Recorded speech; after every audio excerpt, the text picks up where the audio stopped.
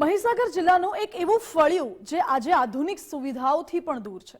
આ લોકો લાઇટ, આંગણવાડી, શાળાની માંગ કરી રહ્યા છે, પરંતુ 70 વર્ષ પછી પણ જ્યાં મૌલિક સુવિધાઓ ગાયબ છે, ત્યાંના લોકોની પરિસ્થિતિ કેવી હશે, તેમની સમસ્યા શું છે, આ રિપોર્ટમાં જોઈએ। મહીસાગર જિલ્લાનો એક એવો વિસ્તાર કે જ્યાં અવર જવર માટે રસ્તાથી કે વાહનથી નહીં પરંતુ પાણીના માર્ગે જવું પડતું હોય છે, નાવડીના સહારે જવું પડતું હોય છે। મહીસાગર જિલ્લાના જે ખેડાપા ગામ છે, ખેડાપા ગામની અંદર જે બેટ ફળિયું આવેલું છે, કહી શકાય કે જે આ દ્રશ્યો છે, આ દ્રશ્યો આજુબાજુ ચારે તરફ પાણી છે। જ્યારે કડાણા ડેમનું નિર્માણ થયું ત્યારે જે આ ખેડાપા ગામનો જે આ બેટ વિસ્તાર છે તે ડૂબાણમાં ગયો હતો। અત્યારે હાલ જે બેટ વિસ્તાર છે, બેટ વિસ્તાર પાણીમાં લગભગ અંદાજિત 2.5 થી 3 કિલોમીટર પાણીમાં નાવડીના સહારે જવું પડે છે। અહીંયા 50 થી 60 ઘરની વસ્તી છે અને 200 થી 250 લોકો વસવાટ કરે છે। ત્યારે જે બેટ વિસ્તાર છે, બેટ ફળિયાની અંદર ગુજરાત ફર્સ્ટ પહોંચ્યું છે।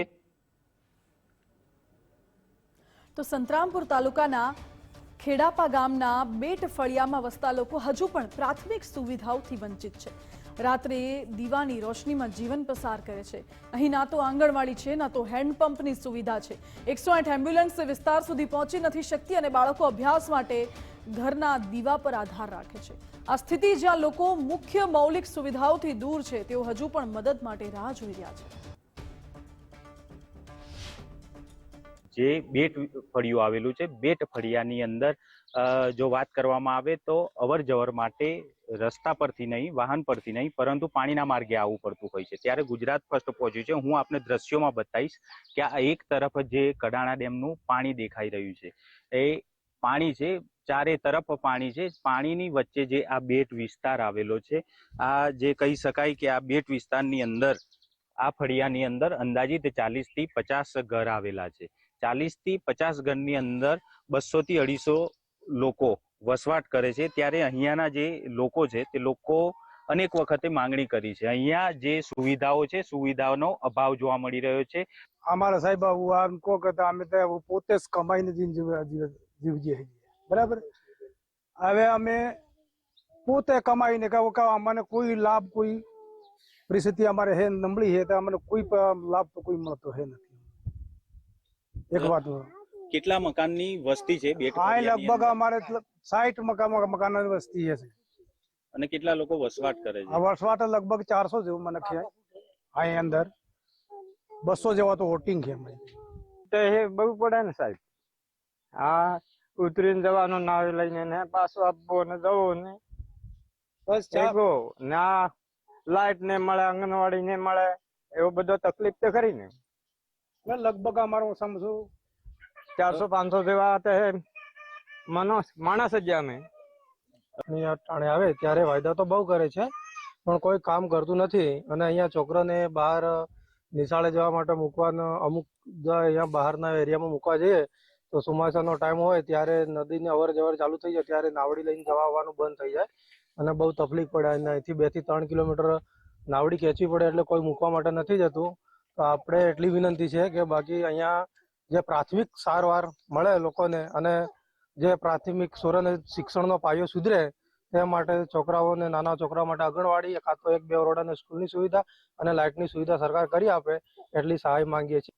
સમની હાથ બાળીને પછી રોટલી બનાવે, શાકભાજી બધું અમારે સમનીને જ ગળે બનાવવાનું ને આ મને અંધારામાં રહેવાનું એટલે શું કરવાનું?